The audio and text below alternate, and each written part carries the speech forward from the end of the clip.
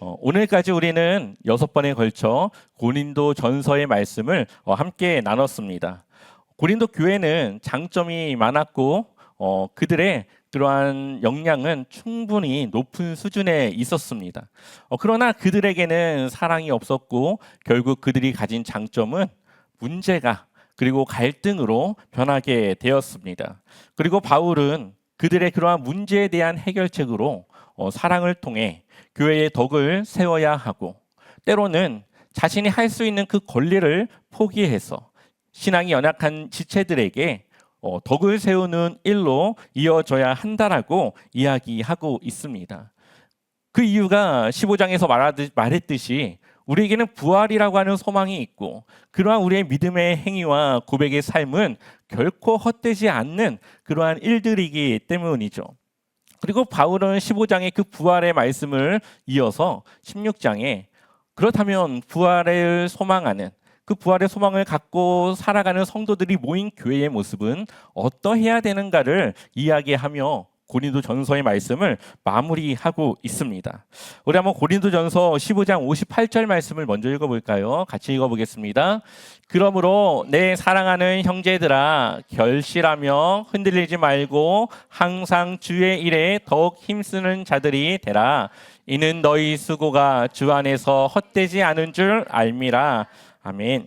우리가 주 안에서 예수님을 믿는 그 믿음으로 하는 모든 우리의 수고와 노력과 헌신이 결코 헛되지 않다라고 말하고 있습니다.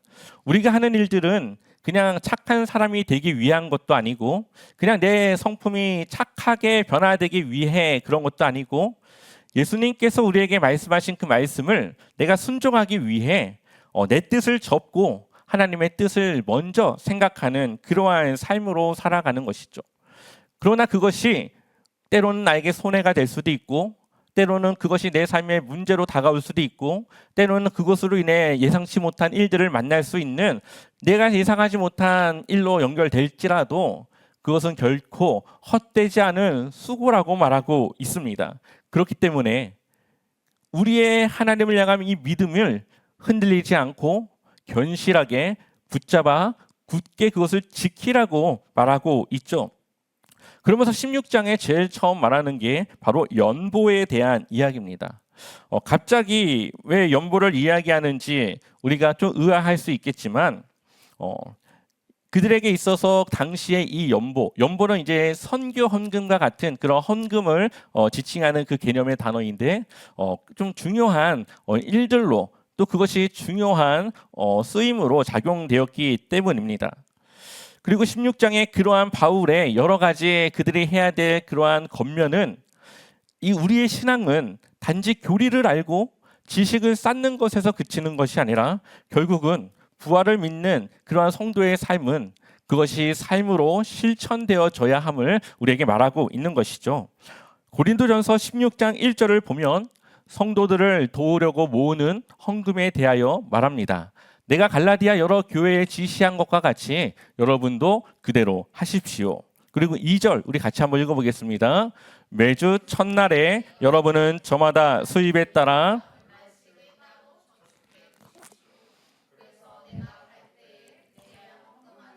없어야 할 것입니다. 아멘. 이들이 이 헌금을 모으는 이유가 있습니다. 이것은 주변에 어려움에 처한 교회들을 돕기 위한 그러한 선교 헌금으로 쓰일 예정이기 때문에 그렇습니다. 아마 고린도 교회는 이러한 선교 헌금에 대한 부정적인 이미지를 가지고 있었던 걸로 보입니다. 그래서 그러한 것들에 잘 동참하지 않은 그러한 모습이었지만 바울은 그들에게 바울이 가서 모으는 것이 아니라 미리 그것을 조금씩 모아놨다가 그것을 가지고 갈 수 있도록 하라고 이야기하고 있죠. 이것은 예루살렘 교회를 선교하기 목적의 헌금이었습니다. 예루살렘 교회는 선교사를 파송했고 주님의 그 복음이 전파되어지는 본부와 같은 곳입니다. 근데 그 예루살렘 교회가 어려운 시기가 있었습니다. 그 해에 기근이 일어나서 사람들이 경제적으로 어려웠고 또 그들은 기독교인으로서 많은 박해를 받아 경제적인 활동 또한 제대로 하지 못하는 그런 상황에 있었습니다. 그러다 보니까 그 교회의 그러한 사정이 많이 어려웠고 바울은 자신이 개척한 이방인 교회들에게 그러한 예루살렘 교회를 위해 조금씩 그 헌금을 모아 한 번씩 주는 그러한 일들을 통해 예루살렘 교회를 돕고 선교했다라는 거죠. 여기서는 선교하는 것도 중요하지만 이것이 어떻게 되었는가를 바울은 말하고 있는 겁니다. 결국 복음의 열매가 바로 이방인들을 통해 유대인의 예루살렘 교회를 선교하고 있다라는 것을 이야기하고 있는 것이죠.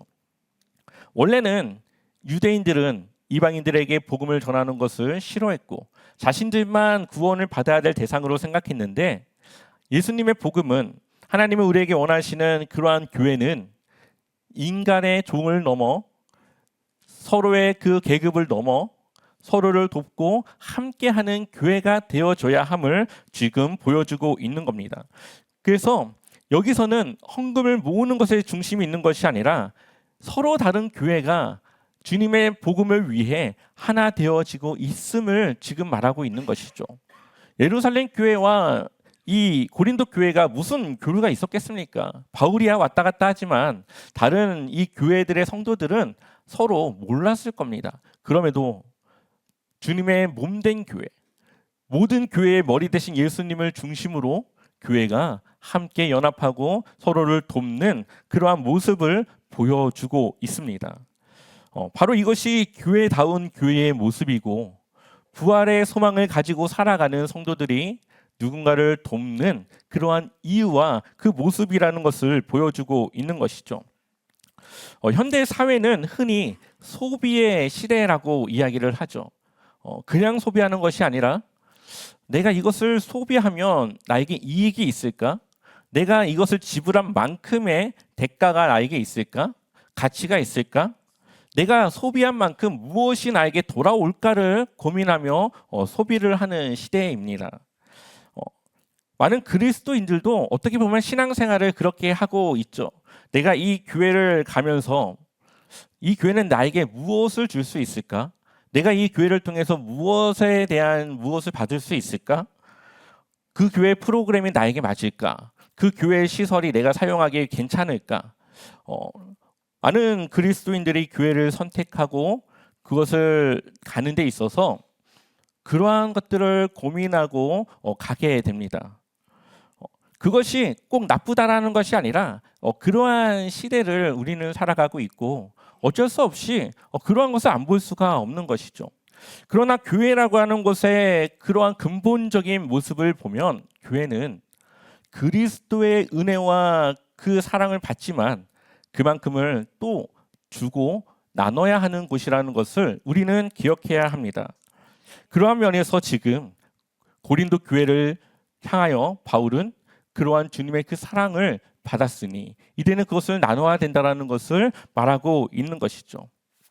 교회 안에 혹시 정말로 경제적인 사정이 어려워서 정말로 밥 한 끼 먹기 힘든 그런 성도가 있다면 우리가 그 생활을 다 책임질 수는 없지만 그래도 우리는 함께 힘을 모을 수 있는 모습과 공동체가 되어줘야 하고 누군가의 슬픔과 어려움이 있다면 함께 기도하며 그 어려움을 놓고 우리는 그것을 함께 고민할 수 있어야 됩니다. 그것이 바로 주님의 몸된 교회입니다. 머리 대신 주님을 중심으로 우리 모든 지체가 함께 해야 되는 것이죠. 손이 아프다고 발이 괜찮다면 그것은 한 몸이 아닐 겁니다. 손이 아프면 그냥 몸이 아픈 거지 손만 아픈 것이 아니기 때문이죠. 그런 면에서 우리 제자와 삼교회가 비록 많은 성도는 아니지만 우리는 여러 곳을 후원하고 선교하고 있습니다. 미얀마를 우리가 긴 시간 계속적으로 후원하고 선교하고 있고요. 또한 우리는 기독교 콘텐츠를 만드는 그러한 출판사가 있는데 그것도 우리가 후원을 매달 5만 원씩 하고 있습니다. 또 때때로 필요한 곳에 우리가 일시적으로 또 돈을 모아서 후원을 했고 또 최근에 미얀마 성전을 건축하는데 우리가 힘을 모아 한 100만 원 가량의 또 선교 후원을 보냈습니다. 이 모든 것이 결국 우리가 주님을 위해 살아가는 믿음의 고백이며, 그것이 우리가 주님의 그 부활을 기대하며 소망하며 살아가고 있다라고 하는 우리의 믿음의 모습을 보여주고 있는 것이죠. 그리고 바울은 그것이 결코 헛되지 않다. 그것이 결코 우리가 소비하고 없어지는 것이 아니라 그것이 우리에게 부활의 소망을 더욱 굳건하게 하고 우리의 믿음이 흔들리지 않게 하며 주님의 교회를 세우는 일에 동참하고 있음을 우리에게 말하고 있는 것이죠. 성숙한 교회의 모습은 무엇을 받을까 보다 누구를 세울까? 내가 이것을 통하여 누구를 도울 수 있을까? 내가 이것을 통해 주님의 일을 위해 무엇을 할 수 있을까를 고민하며 함께하는 교회입니다. 우리 제자와 삼교회가 그러한 고민들로 함께 연합되어지고 그렇게 우리가 정말 주님의 교회를 세우길 소망합니다. 우리 한번 고린도전서 16장 9절 말씀을 읽어보겠습니다. 나에게 큰 문이 활짝 열려서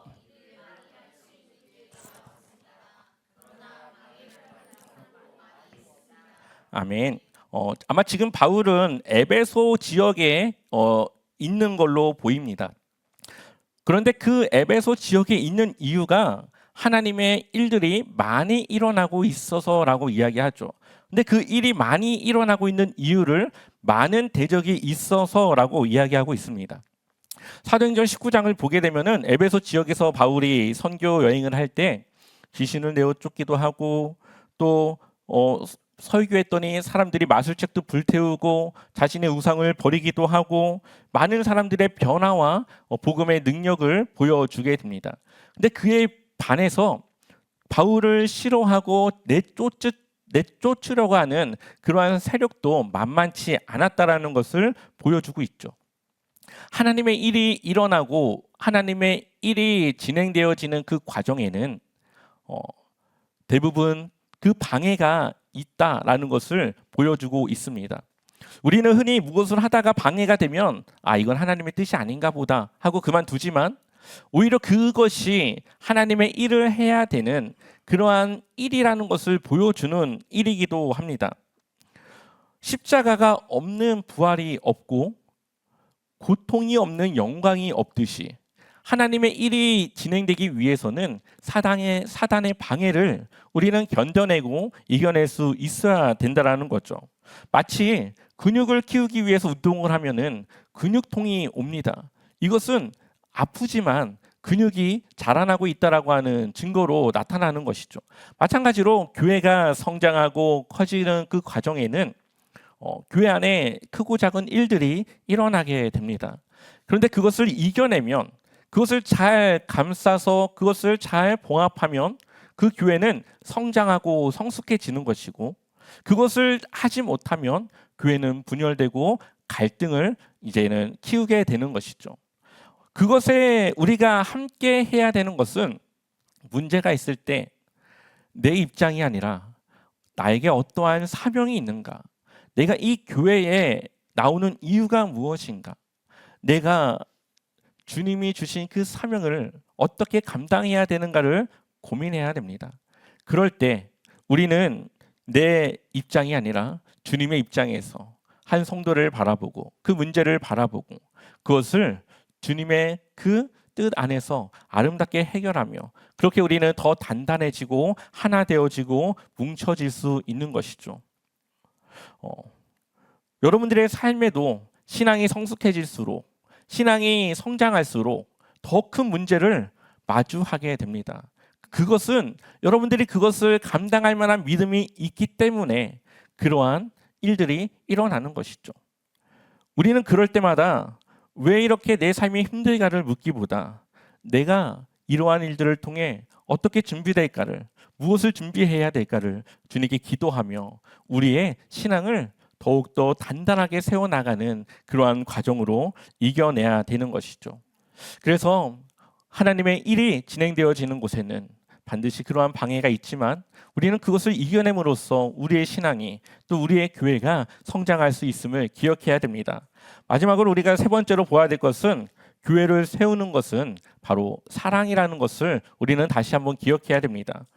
고린도전서 16장 3절에 보면 깨어 믿음에 굳게 서서 남자답게 강건하라라고 말하고 있죠. 여기서 중요한 것은 깨어라고 하는 말입니다. 여기서 깨어라고 하는 말은 그냥 잠을 자지 말고 그냥 깨어 있으라는 것이 아니라 시험에 들지 않도록 기도하며 그 삶을 살아가라라고 하는 말을 가지고 있는 것이죠. 우리가 세상 속에서 믿음을 잃지 않고 늘 주님의 그 일들을 감당하며 살아가기 위해서는 우리는 깨어 있어야 되고 기도해야 됩니다. 내 힘으로 할 때는 1년은 할 수 있고 2년은 할 수 있지만 그 이상은 내 힘으로는 버티기가 힘듭니다. 그렇기 때문에 우리는 기도하며 깨어 주님의 일들을 감당할 만한 그러한 능력을 날마다 공급받아야 되는 것이죠. 그리고 14절을 보면 한번 같이 읽어볼까요? 너희 모든 일을 사랑하고 행하라. 우리의 모든 일을 무엇으로 행하라고 말합니까? 사랑으로 행하라고 말하고 있습니다. 고린도 교회는 은사가 많았고 지식도 많았고 능력도 있었지만 사랑이 부족했습니다. 그래서 그들이 가진 것들이 분열로 서로를 판단하는 그런 상처 주는 말들과 그런 갈등으로 나타나게 됩니다. 그래서 바울은 마지막으로 사랑으로 다시 돌아와 그 사랑으로 모든 것을 행하라고 말하고 있죠. 왜냐하면 그 사랑이 있을 때 교회는 하나 될 수 있고 그 사랑으로 교회가 세워져 가기 때문입니다. 교회를 보면 보이지 않는 곳에서 기도하거나 혹은 청소를 하거나 아이들을 돌보거나 예배를 준비하는 사람들이 있습니다. 사실 어떻게 보면 우리가 이 예배를 유지하고 이렇게 예배를 드리고 우리가 그냥 편안하게 이 예배를 드릴 수 있는 이유는 누군가가 그것을 준비하기도 하고 누군가가 그것을 위해서 헌신하며 이 교회에 여러 가지 일들을 감당하고 있기 때문인 것이죠. 그런데 그 사람들을 우리는 알 수 없지만 누가 그 일을 했는지 우리는 때로는 알 수 없지만 하나님은 기억하신다라는 겁니다. 우리가 무언가를 했을 때 누군가 그것을 보지 않았고 인정해주지 않을 때는 약간의 그 마음에 서운함이 있을 수 있지만 그러나 하나님은 그러한 사람들을 기억하십니다. 왜냐하면 그것이 진짜 주님을 위한 사랑의 모습이기 때문이죠. 사람들이 보이는 곳에서는 사랑이 없어도 믿음이 없어도 할 수 있습니다. 그러나 보이지 않는 곳에서 하는 봉사와 헌신은 주님을 향한 사랑이 없으면 정말로 성도들을 섬기기 위한 그런 마음이 없으면 할 수 없습니다. 그러니 우리의 수고는 헛되지 않다라는 거죠. 교회는 바로 그러한 보이지 않는 곳에서 봉사하고 헌신하는 그러한 섬김과 헌신이 있기 때문에 교회가 세워질 수 있고 주님을 향한 예배가 우리가 함께 드릴 수 있는 것입니다. 우리는 늘 내가 알지 못해도 그곳에서 일하는 그러한 성도님들이 있음을 기억하며 또 때로는 내가 그러한 자리에 있다 하더라도 하나님이 그것을 기억하고 있음을 우리는 기억해야 되는 것이죠. 그래서 우리의 삶에 사랑으로 행하는 모든 일에는 헛됨이 없음을 기억해야 됩니다. 그리고 하나님은 그러한 사람들을 기억하십니다. 결론을 맺고자 합니다. 고린도 교회는 문제가 많았지만 그 문제를 바울은 회피하지 않고 그것을 향한 해결책과 방법들을 이야기하고 있습니다. 성경에는 고린도 전서와 후서밖에 없지만 바울은 5번이나 편지를 보내서 고린도 교회를 향한 그런 문제들을 해결하기 위해 부단한 노력을 했음을 볼 수가 있습니다. 고린도 교회의 모습은 한국 교회와 많이 닮아 있습니다. 우리도 바울과 같이 그렇다고 그 교회를 포기하는 것이 아니라 그 교회를 세우기 위해 우리가 할 수 있는 일을 우리는 해야 합니다. 그 이유는 언젠가 주님이 다시 오셔서 우리의 그 신앙의 모습을 평가하고 그것을 보실 때가 있기 때문이죠. 그래서 고린도전서 16장 22절의 후반절을 보면 마라나타 주님 오시옵소서라고 고백하죠. 마라나타는 이때 당시 성도님들이 만나서 헤어질 때 날마다 하는 인사와 같은 것이었습니다. 이때 당시 사람들은 자신들이 죽기 전에 예수님이 오실 것이라고 믿었습니다. 그래서 오늘 올지 내일 올지 알 수 없으니까 늘 긴장하며 주님이 오셨을 때 내가 부끄럽지 않도록 하기 위해 그 삶을 살아갔습니다. 그러면서 주님 어서 오시옵소서. 그래서 지금은 내가 비록 힘든 일을 견디고 있지만 주님께서 오시면 모든 것이 다 해결될 것을 믿으며 그 주님을 기다렸다라는 것이죠. 바울이 우리에게 교회의 문제만 보여준 것이 아니라 교회가 어떠해야 되는지 하나님이 원하시는 교회의 모습을 우리에게 보여주고 있습니다. 교회는 완벽한 사람들이 모인 교회가 아니기 때문에 반드시 그리스도의 그 십자가의 사랑과 부활의 소망을 가지고 있어야만 그 교회를 세워나갈 수가 있습니다. 앞으로 저희 교회도 더 커지게 되고 또 여러 가지 시설들과 여러 가지 프로그램들이 생겨날 수 있을 겁니다. 그때 우리가 자랑해야 될 것은 프로그램을 자랑하거나 교회 규모를 자랑하거나 성도가 많은 걸 자랑하는 것이 아니라 우리가 교회를 세울 때에 숫자를 보지 않고 믿음의 성장과 영적인 성숙과 정말 주님의 하나됨을 우리가 정말로 기도하며 꿈꾸며 그렇게 주님을 위한 일들을 감당해 왔음을 우리는 자랑해야 됩니다. 그것이 우리의 자랑이 되어줘야 하고 우리의 믿음의 고백이 되어줘야 되는 것이죠. 우리 교회가 능력 있는 사람들이 모인 교회가 아니라 서로 부족함을 채워서 함께 완벽함을 만들어가는 교회가 되길 소망합니다. 교회는 바로 그러한 사람들이 하나 되어졌을 때 정말 주님의 귀한 교회를 세울 수가 있는 것이죠. 여러분들의 한 주간의 삶에 마라나타 주 예수여 오시옵소서, 언제 오실지 모르는 그 주님을 기다리는 마음으로 하루를 승리하며 긴장으로 주님을 위해 살아가며 그렇게 주님을 향한 믿음의 고백으로 하루를 채워가시기를 주님의 이름으로 간절히 축원합니다.